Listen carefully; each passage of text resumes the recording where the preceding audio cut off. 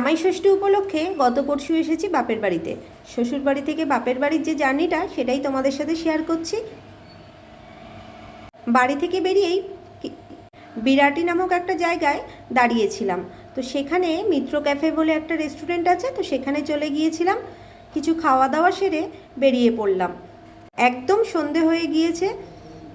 এবার টান টান রওনা দিলাম বাপের বাড়ির উদ্দেশ্যে। তোমরা হয়তো অনেকেই জানো আমার বাপের বাড়ি রানাঘাটে। মধ্যম গ্রামের দিকে ঢুকে পড়েছি। দেখো স্টার মল পেরিয়ে গেলাম, সামনেই বারাসাত ডাক বাংলো মোড় ক্রস করছি।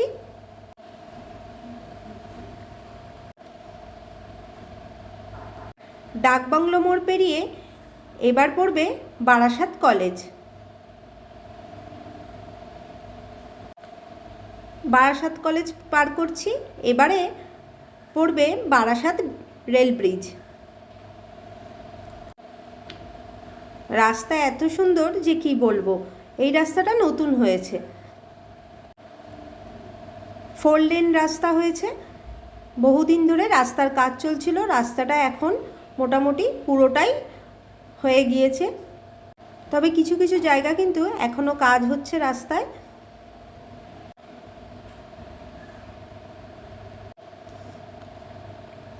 রাস্তা ভালো হলে কিন্তু জার্নিটা খুব ভালো হয়। খুব তাড়াতাড়ি পৌঁছে গেলাম আমরা, আর কিছুক্ষণের মধ্যেই রানাঘাটে ঢুকবো। এই জায়গাটায় রাস্তা এখনও কাজ হচ্ছে, তোমরা দেখেই বুঝতে পারছো।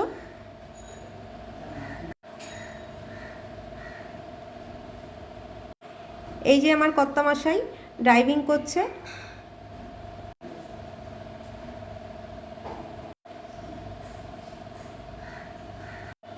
বাপের বাড়ি যাওয়ার কিন্তু মজাই আলাদা থাকে। আমি অনেক দিন পর এবার বাপের বাড়িতে এসেছি। ছেলের স্কুল পড়া চাপে আর এখন আর আসাই হয় না।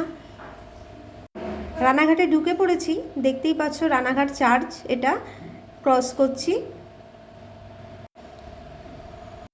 এবার 4 লেন রাস্তা থেকে নেমে আমরা সার্ভিস রোডে নেমে গিয়েছি।